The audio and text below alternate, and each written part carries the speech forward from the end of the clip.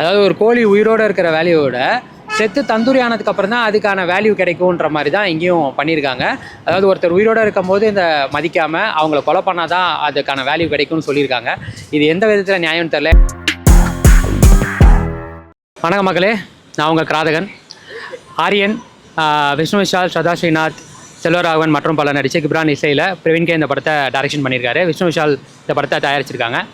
So இந்த படம் வந்துட்டு நிறைய பேரோட எதிர்பார்ப்பு எப்படின்னா, விஷ்ணு விஷால் போலீஸு அப்படின்னு வரும்போதே எல்லாருமே ராட்சசன் படத்தோட கம்பேர் பண்ண ஆரம்பித்தாங்க. ராட்சசன் வந்துட்டு one of the best thriller மூவின்னு சொல்லலாம். இந்தியன் சினிமாலே இன்றைக்கு வரைக்கும் அது ஒரு மைல்கல்னு சொல்லலாம். அது ஒரு மாஸ்டர் பீஸ். ஸோ அந்த மாஸ்டர் பீஸோட இந்த படம் பயங்கரமாக கம்பேரிட்டிவ்லாம் இருந்தது. இந்த படத்தோட ஒன்லைன் என்னென்னா, இந்த சமூகத்தால் நிராகரிக்கப்படுற ஒரு ரைட்டர் அந்த சமூகத்து மேலே உள்ள கோவத்தினால அடுத்தடுத்து பல கொலைகள் பண்ணுறாரு. அந்த கொலைகள் அவர் எப்படி பண்ணுறாரு, எதனால் பண்ணுறாரு அப்படின்ற காரணம் கடைசியில் ரிவீல் ஆகுது. அந்த காரணம் மனசுக்கு ஏற்றுக்குச்சா இல்லையா அப்படின்றது தான் இங்கே விஷயம். ஸோ ஃபஸ்ட்டு திங், இந்த படத்தோட பாசிட்டிவ் எனக்கு பிடிச்சதில் சொல்லணும்னா, இந்த படத்தில் கிப்ரான் அவர்களின் இசை வந்துட்டு உயிரோட்டம்னு சொல்லணும்.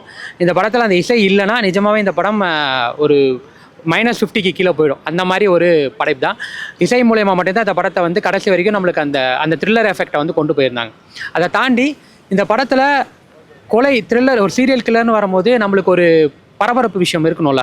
அடுத்து என்ன நடக்கும், அவங்க எப்படி சாக போகிறாங்க அப்படின்ற ஒரு நினைப்பில் வந்துட்டு அந்த கொலைகள் நடக்க நம்மளுக்கு அந்த பெருசாக அந்த பரபரப்புன்றது கம்மியாகிட்டே வருது. ஏன்னா ஆரம்பிக்கிறப்போ இருக்கிற ஒரு விஷயம் அடுத்தடுத்து அந்த பரபரப்பே இல்லாமல் இருக்கிறது.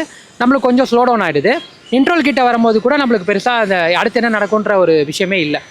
ஓவர் இந்த படத்தோட பர்ஃபார்மன்ஸ்னு வந்து பார்த்திங்கன்னா, நம்ம முதல்ல செல்வராகவன் உண்மையிலே செல்வராகவன் ஏன் இந்த படத்தை ஒத்துக்கிட்டாருன்னு தோணுது. ஏன்னா ஆரம்பத்துலேருந்து கடைசி வரைக்குமே அவரை காட்டுற போது எல்லாமே சிவனேன்னு உட்காந்துருக்காரு. ஒரு டேரக்டர் சீட்டில் உட்காந்துக்கிட்டு படம் எடுக்கும்போது எப்படி இருப்பார் அந்த மாதிரி தான். கொஞ்சம் கூட எந்த விதமான முகத்தில் எக்ஸ்ப்ரெசிவே இல்லாமல் ரொம்ப சட்டிலாக தான் இருந்தார். இதுக்கு முன்னாடி அவர்கள் படங்கள் பண்ணிருக்காரு. சாணி காகிதம்லாம் வந்துட்டு அவரோட பெஸ்ட் ஆக்டிங்னு சொல்லலாம்.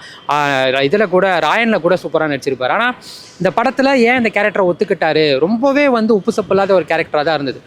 ரெண்டாவது விஷ்ணு விஷாலுக்கு வந்து இந்த ராட்சசன் படம் வந்துட்டு அவருக்கு ஒரு பெரிய பேர் வாங்கி கொடுத்துச்சு. ஸோ அந்த மாதிரி ஒரு பேட்டர்னில் ஒரு படம் எடுக்க போகும்போது அந்த படத்தில் என்னெல்லாம் இருக்கணும் அப்படின்றதுல ஒரு அடிப்படையான விஷயத்தில் அவர் கவனம் செலுத்தியிருக்கலான்றது தான் என்னோட எண்ணம்.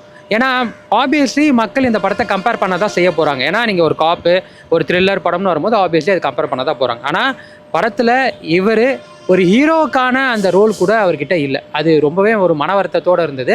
படம் ஆரம்பித்து ஒரு 20 நிமிஷம் கழிச்சு தான் என்ட்ரி ஆகிறாரு. அவர் என்ட்ரி ஆகும்போது கூட பெருசாக பரபரப்பு இல்லை. அதுக்கப்புறமும் இவர் என்ட்ரி ஆனதுக்கப்புறமும் எனக்கு தெரிஞ்சு அந்த செல்வராகவனுக்கான அந்த கேரக்டர் தான் கொஞ்சம் மேம்போக்காக இருந்ததே ஒழிய இந்த கேரக்டர் ரொம்ப டம்மி பண்ண மாதிரி இருந்தது. அதுக்கடுத்து மற்ற கேரக்டர்ஸ்லாம் வராங்க. இதில் தேவையே இல்லாத இடைசோர்களாக அந்த காதல் போர்ஷன், அந்த கேரக்டரே இல்லாமல் இருந்திருந்தால் கூட நல்லா இருந்திருக்கும்.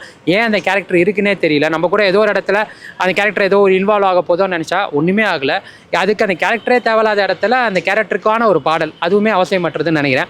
ஸோ இந்த படத்தோட இருக்கிற இந்த கொஞ்சம் நஞ்ச அந்த பரபரப்பையும் அந்த பாடல்லாம் கொண்டுருச்சுன்னே சொல்லணும். அதுக்கடுத்து செகண்ட் ஹாஃப்லாம் முடிச்சு அந்த கிளைமேக்ஸ் கிட்ட வரும்போது இந்த கொலைகளுக்கான காரணம் என்ன அப்படின்னு அவர் சொல்லும் போது நிஜமாகவே அது வரைக்குமே ஏதோ ஒரு பாசிட்டிவோட பார்த்துட்டு இருந்தது. அந்த காரணத்தை ரிவீல் பண்ணும்போது நிஜமாகவே கம்ப்ளீட்டாக டவுன் ஆயிடுச்சு. அதாவது ஒருத்தவங்களோட இந்த சொசைட்டி கிட்ட அவங்களோட நல்ல விதத்தை காட்டுறதுக்கு நான் இந்த கொலை பண்ணேன் அப்படின்றதுக்கு அடிப்படையாக ஒரு விஷயம் வேணும்ல. எதுக்காக அதை பண்ணணும்? அதை கொலை பண்ணாமல் இருந்திருக்கலாம். இது வரைக்கும் கொலைகள் த்ரில்லரெல்லாம் பண்ணும்போது கூட நல்ல மக்கள் சாவாதுக்கு கூட ஏதோ ஒரு காரணம் இருக்கும். ராட்சசன்லேயே வந்துட்டு அந்த பையனோட அந்த கேரக்டர் வந்துட்டு பயங்கரமாக அவனை கிண்டல் பண்ணியிருப்பாங்க, கேலி பண்ணியிருப்பாங்க. அதோட வீரியம் தான் அவன் வளரும் போது அவன் மனசில் அந்த ஸ்ட்ராங்கான அந்த ஒப்பீனியன் தான் அடுத்தடுத்து அந்த மாதிரி வயசில் உள்ள கொள்களை வந்து அவன் கொலை பண்ணுறான். ஆனால் இந்த படத்தில் அந்த கொலைக்கான காரணமே இவங்க ரொம்ப நல்லவங்க, இவங்க தியாகிகள் ஆக்கிறதுக்காக நான் கொலை பண்ணுறேன்னு சொல்கிறது வந்து என்னால் ஏற்றுக்கவே முடியல. அது அவங்க அப்படியே, அதாவது ரிவீலே பண்ணாமல் ஏன் கொலை பண்ணேன்னு ரிவீலே பண்ணாமல் இருந்திருந்தால் கூட ஓரளவுக்கு நல்லா இருந்திருக்கும். ஆனால் அது அந்த காரணத்தை வந்து ஒரு சோஷியல் மெசேஜோடு முடிக்கிறேன் அப்படின்னு சொல்லி அவங்க முற்பட்டது வந்து கம்ப்ளீட்டாக இதுக்கு டவுன்ஃபால் ஆயிடுச்சு. கண்டிப்பாக இந்த படம் வந்துட்டு ராட்சசனோட டெஃபினட்டாக கம்பேரிட்டிவ்லாம் பண்ண தான் போகிறாங்க. அது நம்மளால் தவிர்க்கவே முடியாது. அப்படி கம்பேர் பண்ணாங்கன்னா இப்போ கொஞ்சம் நஞ்சம் இருக்கிற அந்த பாசிட்டிவ் கூட கம்ப்ளீட்டாக கீழே வந்து ஷைன் அவுட் ஆகிடும். இதுக்கு மேலே ராட்சசன் 2 வரும்போது கூட இந்த படத்தோட ஹைப்பே வந்துட்டு அந்த படத்தோட அந்த உண்மையான ஹைப்பை கொண்டுருமோன்னு ஒரு ஃபீல் எனக்கு வந்துச்சு. உண்மையிலே இந்த படத்தோட ஒரே ஒரு நல்ல விஷயம் என்னென்னா, இது இசை மட்டும்தான். இசை மட்டும் இல்லைன்னா நிஜமாகவே உங்களுக்கு அந்த படத்தோட அந்த உண்மையான ஃபீலே உங்களுக்கு புரியாது.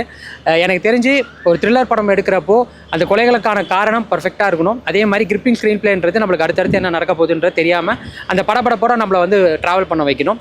அப்படி ரெண்டுமே இல்லாமல் மிஸ் ஆச்சுன்னா அட்லீஸ்ட் அந்த படத்தோட கிளைமேக்ஸ் வந்துட்டு நம்மளுக்கு பிடிக்கிற மாதிரி அது முடிச்சாலாவது ஓகே ஃபைன் கொஞ்சம் ஏற்றுக்கிற அளவுக்காவது இருக்கணும். பட் இது மூணுமே இந்த படம் வந்து செய்ய தவறிச்சுன்னு நினைக்கிறேன்.